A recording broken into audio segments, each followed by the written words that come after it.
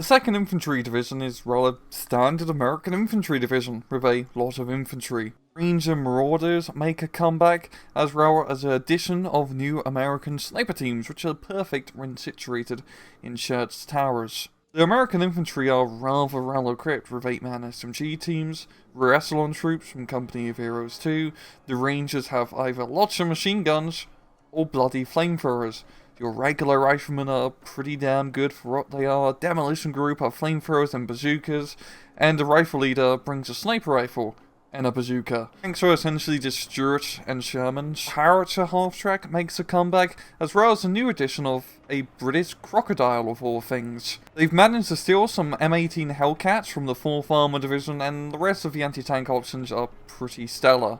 Anti-air is alright, it's not bad, you just don't have a lot of options, but you can't really go wrong with both those guns. There's a huge selection of artillery units with mortars of all calibers, howitzers of all calibers, mortar half-tracks, a xylophone makes a return, you got off-map artillery, and then you got your very long tom. Doesn't come with nuclear ammunition, unfortunately. And the air power is essentially just P-38 Lightnings and P-47s of different rows, and good old Gabby, the best fighter aircraft from SD-44, makes a comeback. The 1st Polish Tank Division is a British equipped tank division, with a lot of Cromwells and Firefly tanks available. The Morris LRC makes a return in all of its glory, and there's also a Cromwell recon tank. Infantry is a rather standard British affair of riflemen and Bren groups. In terms of mechanized troops, you only get one card of the Dragoonies, and not a lot of half-tracks. And the Sapichis as well are pretty damn good. For tanks, you got all sorts of options. You got Stuarts, you got Cromwells, you got well-armoured Cromwells with a bush forehead,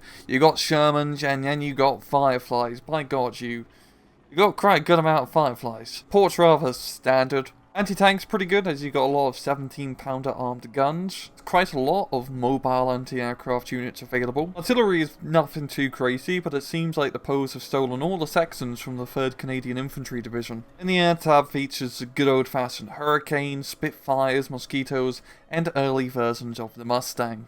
The 6th Airborne Division is one of the 2 Airborne Divisions which have been added in this DLC, and you can tell they're pretty airborne-ish because they have a boatload of infantry, and I think the most recon out of any division in game. There's a lot of recon options here. First off, we got brand new Belgian troops joining in the fray. They're pretty much your standard ground British infantry recon troops.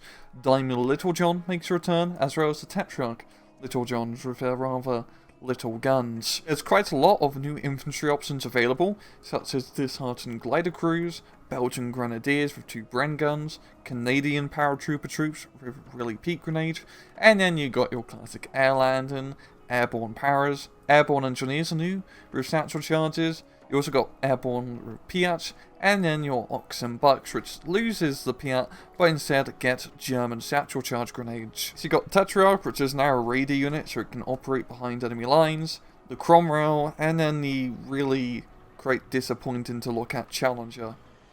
What were they thinking? Port is pretty basic. You do get access to the Commando Center now from the Commando Division from SD-44. There is no airborne Vickers Jeep. That's because it is now a transport unit instead. Anti-tank, of course, is pretty light, but at least you can bring out a Piat. You can also bring out a single Pak 40 that they managed to capture. Anti-air is just Postons. Artillery is more on the lighter side, with mortars and airborne howitzers. You do get access to a few 25-pounders, which is nice. And then you got your heavy-duty off-map artillery. Air power is quite nice, as you do get access to the Mosquito recon plane, as well as all sorts of fighter, bomber, and napalm versions of the Mosquito. Yes, you can napalm the roads again at the start of a match. You also have Tempests, which are also pretty good, and the good old-fashioned AT Typhoon. 17th SS is a German Mechanized Infantry Division. Yeah, Recon Trail for basic, you got basic troops and basic armoured cars. Infantry is mainly just Panzer Grenadiers, Sturm Pioneers, Volksdeutsche, but you do got these new SS Legionary troops, which are Italian troops. They got a better submachine gun compared to most SMGs, and they're also fanatical, meaning that they will not surrender. Your only tanks are Stug 4s, or assault guns if you want to get technical. Support is pretty standard with your good old-fashioned German infantry guns, and your A-phase commander is this rather sexy and fast French car Vroom vroom. Anti-tank is pretty heavy duty. You got Marder 3, 3Ms, Pak 38s, Pak 40s, a lot of Jagdpanzer 4s, as well as the Pak 43 Krupp model, which shoots 10 rounds a minute, and it does Ismud's penetration.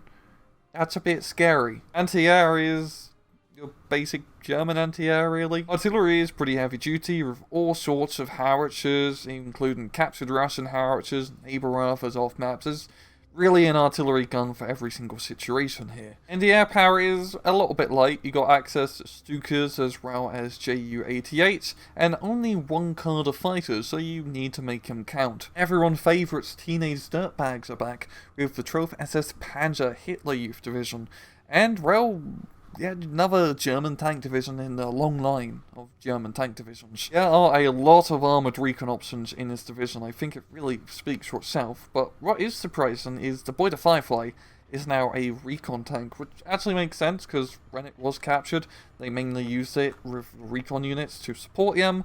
It probably doesn't make sense to have a Firefly as a recon tank, but the Germans also decided to use a Panther as a recon tank. Infantry is your rather basic German Panzer Grenadier Pioneer Stern Pioneer fare.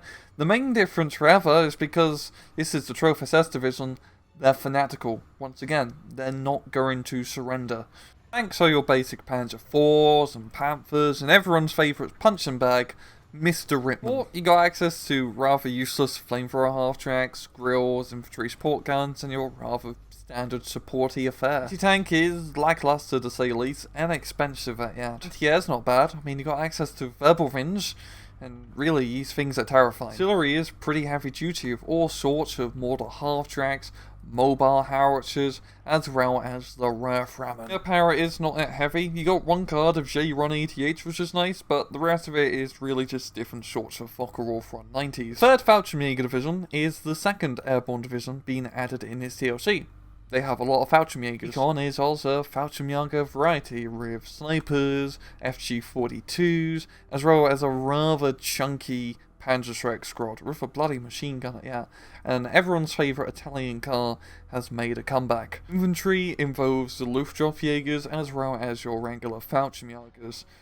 You can get a lot of Fallschirmjagers in this division as they have the regular availability rate as Grenadiers, for example. And they are really well equipped at, yeah. You also got Fallschirmjager Pioneers, which are very damn good.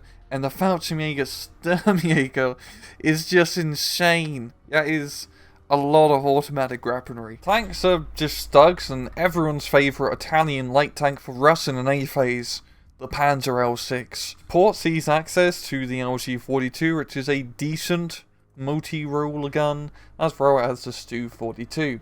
Apart from that, pretty standard. Anti-tank is light but pretty deadly. The Puchin is a longer range Panzerschreck. The Pak 41 is like a little John gun, a squeeze bore, so it does a lot of penetration, but it has a short range. And then you got Pak 38s and Pak 40s. Anti-air is honestly not that bad. The Flak 88s are rather nice due to your rather lackluster anti-tank options. Artillery is pretty lightweight, because it's an airborne division, of course. You do have nice off-map artillery options. And the air power is pretty decent. You got a lot of ground attack planes from bombers, rockets, and the good old-fashioned P2 and B3 Duckies. And then there's also an napalm plane.